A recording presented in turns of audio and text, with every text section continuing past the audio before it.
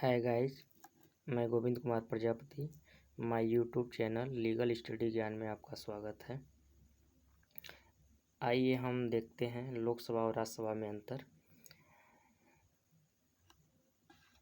अंतर का आधार जो होगा एक साइड आपको दिख रहा होगा और लोकसभा राज्यसभा आपको दिख रहा होगा। आइए हम इस पर एक एक करके जो आधार दिए गए हैं उन पर हम ध्यान देते हैं कि अंतर क्या है इसमें।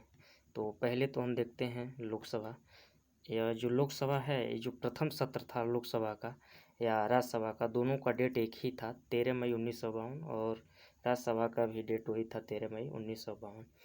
अब इनकी जो उपनाम है, देखिए, जो नाम है, निम्न सदन लोकसभा को कहा जाता है और अस्थाई सदन भी कहा जाता है। इसलिए कहा जाता है क्योंकि यह 5 साल के बाद सरकार गिर जाती है, यानी सदन का भंग हो जाता है, इसलिए यह अस्थाई सदन है और निम्न सदन कहा जाता है। राज्यसभा को उच्च सदन कहा जाता है और इसे अस्थाई सदन कहा जाता है। इसलिए कहा जाता है, कुछ लोग कहते हैं कि इसका कार्यकाल 5 वर्ष ना, इसके कार्यकाल इसका 5 वर्ष का नहीं होता है। इसके सदस्यों का कार्यकाल जो होता है वो 5 वर्ष होता है, इसका कार्यकाल होता है, जो कि लोग बड़ा कन्फ्यूज करते हैं। और यह अस्थाई सदन इसलिए कहा जाता है कि एक तरफ से इसके 1/3 सदस्य प्रत्येक 2 वर्ष के बाद सेवानिवृत्त होते रहते हैं, यानी आते रहते हैं, जाते रहते हैं, भंग नहीं होता है। जो राज्यसभा है भंग नहीं होता है, इसलिए इसको अस्थाई सदन कहा जाता है। अब देखिए, इनके सदस्यों को हम एक बार देख लेते हैं। जो 1971 की जनगणना के आधार पर इसकी जो अधिकतम संख्या बताई गई थी लोकसभा में, 552 बताई गई थी, जिसमें से 2 एंग्लो इंडियन होते हैं। अधिकतम संख्या यानी 552 है, और जो राज्यसभा की स्थिति है 550 है, अधिकतम है। लेकिन इसमें वर्तमान में सदस्य हैं कितना लोकसभा में? 543 जो होते हैं चुने जाते हैं, और जो 2 होता है वह निर्वाचित वह राष्ट्रपति द्वारा मनोनीत किए जाते हैं, जो एंग्लो इंडियन होते हैं। लेकिन यहाँ देखिए, राज्यसभा की स्थिति यह है कि इसमें जो सदस्य हैं, इसमें 247 जो सदस्य हैं, इसमें जो वर्तमान में है इसमें 12 इंक्लूड होते हैं, वो सदस्य होते हैं जो कि 12 राष्ट्रपति द्वारा मनोनीत किए जाते हैं, वो सदस्य होते हैं इसमें। अब इनके आयु के आधार पर अंतर देखें। लोकसभा के जो सदस्यों का उम्र होनी चाहिए उनकी उम्मीदवारी के लिए 25 वर्ष, और इसमें उम्मीदवारी के लिए 30 वर्ष होनी चाहिए। यहाँ अब देखिए सदस्यों का चुनाव, यहाँ प्रत्यक्ष रूप से होता है लोकसभा में, इसलिए कि जनता सीधे चुनती है।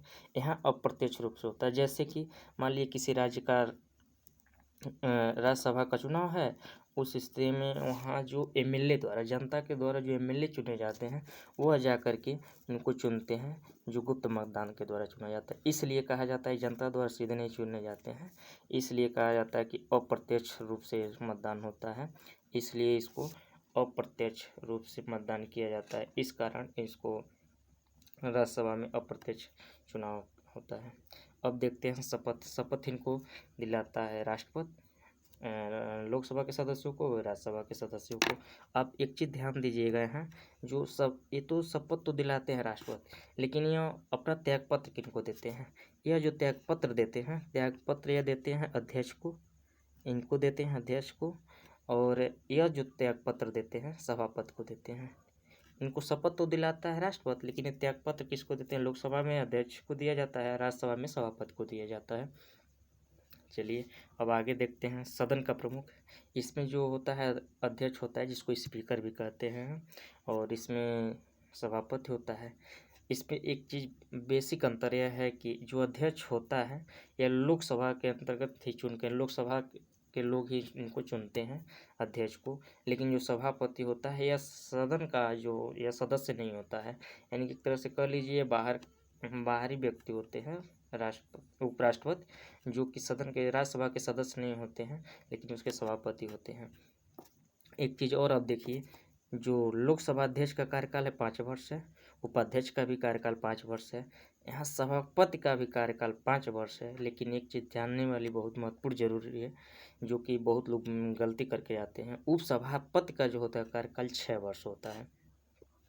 इसका कार्यकाल जो होता है 6 वर्ष होता है, 6 वर्ष होता है। अब कार्यकाल तो हम लोग देख लिए कि कार्यकाल में क्या अंतर है। तो यहाँ देखिए, और समान लोकसभा राज्यसभा के जो कार्यकाल होता है, लोकसभा का कार्यकाल 5 वर्ष होता है और यहाँ 6 वर्ष होता है राज्यसभा का। अब एक राष्ट्रपति जो मनोनीत करता है 14 सदस्यों को, दोनों सदनों को मिलाकर 14 सदस्यों को मनोनीत करता है। लेकिन लोग बार बार कन्फ्यूज कर जाते हैं लोकसभा में कितने हैं और राज्यसभा में कितने हैं।